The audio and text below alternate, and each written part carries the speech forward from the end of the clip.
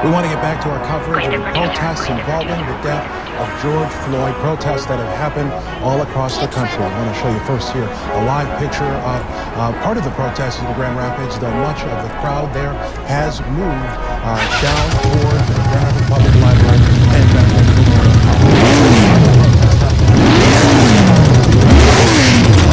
People gathered there in downtown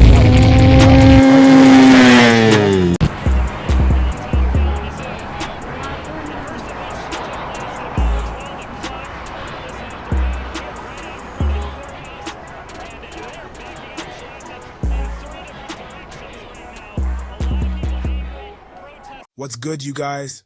Welcome to the Golden Pulse. Today we're diving into Elon Musk and his Doge Squad getting stopped at the door of the U.S. Agency for International Development. After that, we're breaking down Trump's comments on tariffs and why they might be the only hope for the United States Corps to survive, especially after the government spent all our money, leaving a big hole in our pockets. Meanwhile, Mexico and Canada are saying they're not having it. Two can play that game. Let's get into it. Perhaps hundreds of trillions of dollars of assets that we need to manage smartly, sustainably for the benefit and the use of the American people. Mr. President, is there anything China, Canada, and Mexico can do tonight to forestall your implementation of tariffs tomorrow? No, nothing. Not right now, no. Not a negotiating tool? No, it's not. No, it's a pure economic. We have big deficits with, as you know, with all three of them. And in one case, they're sending massive amounts of fentanyl, killing hundreds of thousands of people a year with the fentanyl. And in the other two cases, they're making it possible for this poison to get in, number one. And number two, we have big deficits, and it's something we're doing. And we'll possibly very substantially increase it or not. We'll see how it is. But it's a lot of money coming to the United States. As you know, we have about a $200 billion deficit with Canada, getting close to $200 billion. They've treated us very unfairly. And I say, why should we be subsidizing Canada? It's wonderful. I have so many friends in Canada. It's a great place. Is there a concession you're looking for, sir? No, we're not looking for a concession. And we'll just see what happens.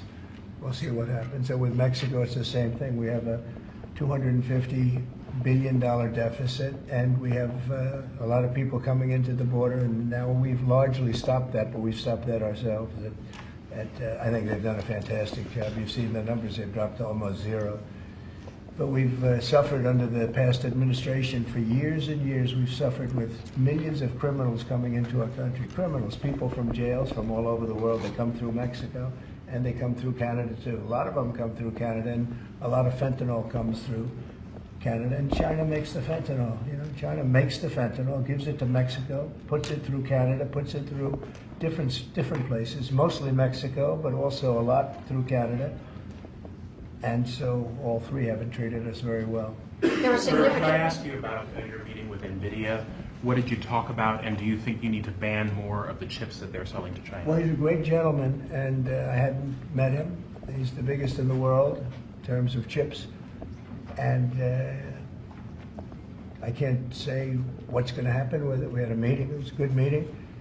But eventually we're going to put tariffs on chips. We're going to put tariffs on oil and gas. That'll happen fairly soon. I think around the 18th of February. And we're going to put a lot of tariffs on steel. Now, while I'm listening to what he's saying, tariffs this, tariffs that, all I hear is, tighten your seatbelt and brace for impact, because it's about to get far worse. Not for them, but for us, the people out here working that 9-to-5 grind. For those who don't know, tariffs are essentially a tax the government places on foreign goods. Here's a simple example. Imagine you own a store that sells bicycles. You usually buy bicycles from China for $100 each and sell them for a profit. The US government slaps a 25% tariff tax on Chinese bicycles. Now, instead of paying $100, you have to pay $125 per bike. At this point, you've got two choices. Raise prices, which means customers pay more. Find a new supplier, maybe an American company, but it might cost even more.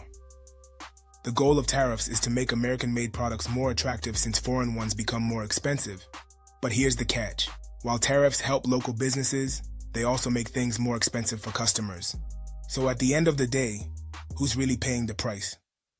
We already have tariffs on steel, and we've saved our steel industry, but that was relatively small compared to what it'll be. But we're going to be putting tariffs on steel and aluminum and ultimately copper. Copper will take a little bit longer, and that'll happen pretty quickly. It'll mean it'll be a great boost for our steel industry. It'll make our steel industry very strong. If I didn't put the tariffs on years ago on steel, which actually Biden left because there was so much money that they couldn't do anything about it, I think we would have lost. We wouldn't have one steel mill in this country if I didn't do that. We saved the steel industry. So it was an honor to do it, and I think the people that love me most in the whole world are people that make steel. But we're going to be putting sometime this month, next month, we're going to be putting tariffs on steel and aluminum. And we'll give you an announcement as to what the exact date is. But it'll be a tremendous amount of money for our country, a tremendous amount. These are big numbers. And in addition to that, and you see the power of the tariff. I mean, the tariff is good. And nobody can compete with us because we have by far the biggest piggy bank. And so that'll take place very quickly. But also we'll be doing pharmaceuticals. And to bring our industry back, we want to bring pharmaceuticals back to the country. And the way you bring it back to the country is by putting up a wall, and the wall is a tariff wall. We were the richest country in the world. We were at our richest from 1870 to 1913. That's when we were a tariff country. And then they went to an income tax concept, and, you know, how did that work out? It's fine. I mean, it's okay, but would have been very much better.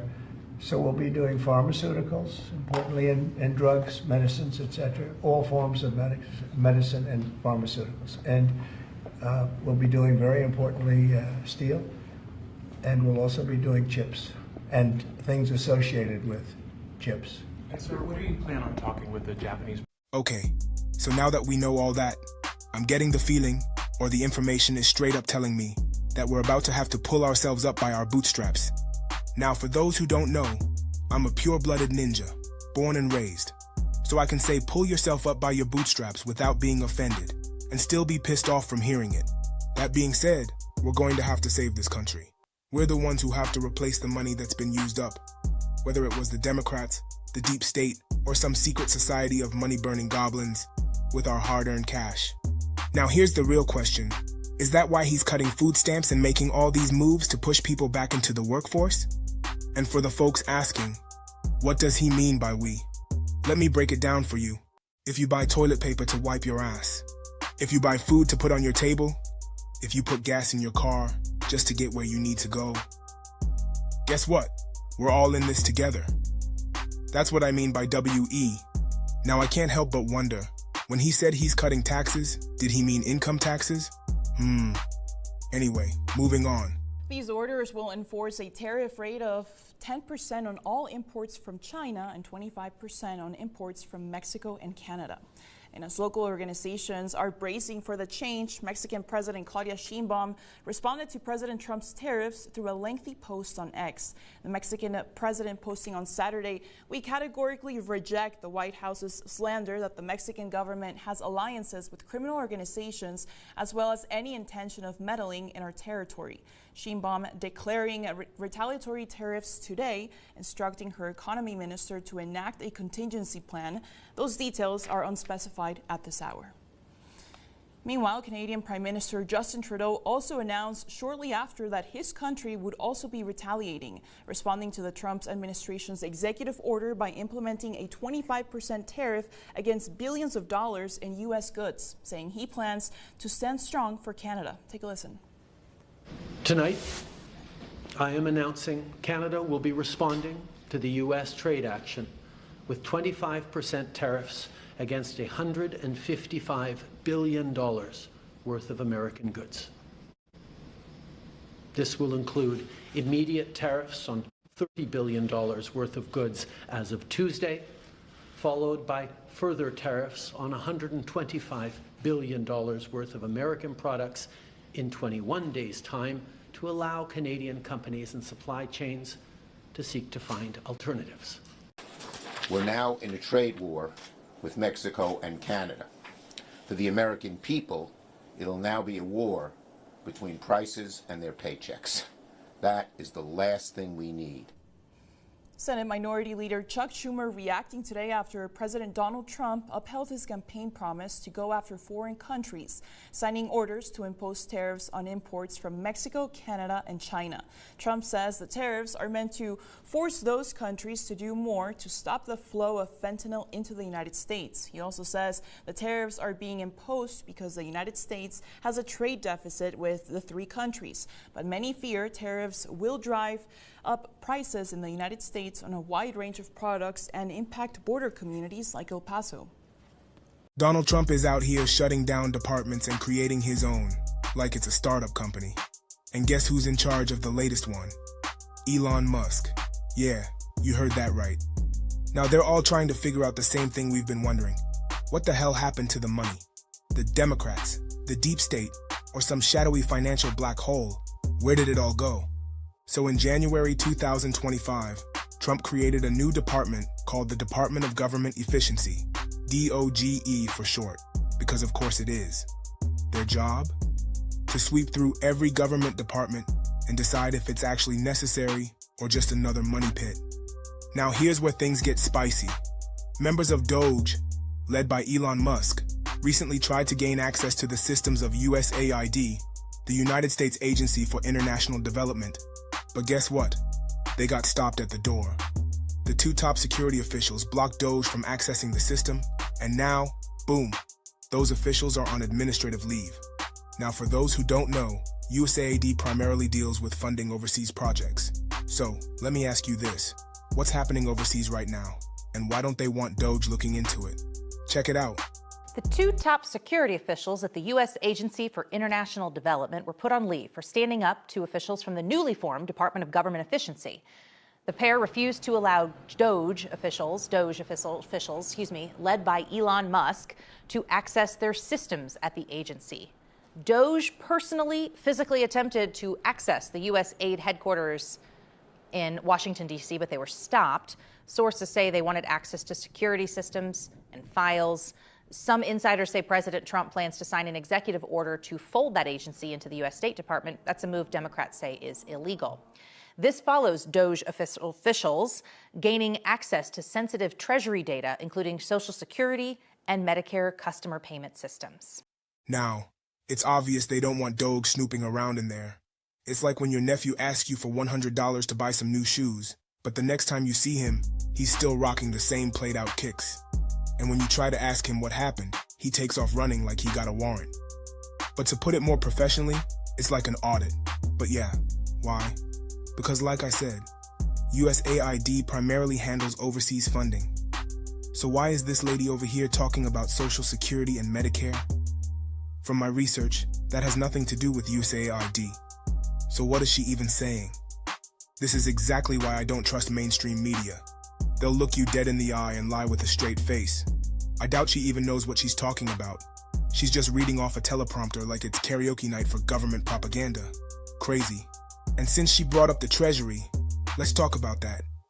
Turns out, the highest-ranking Treasury official, David Labrick, is resigning after Trump requested to see the audit showing where and how they spent $1 trillion. Let that sink in. Sounds to me like the deep state is kicking and screaming. People are abandoning ship, and they're trying to get the hell out of Dodge with whatever they can carry.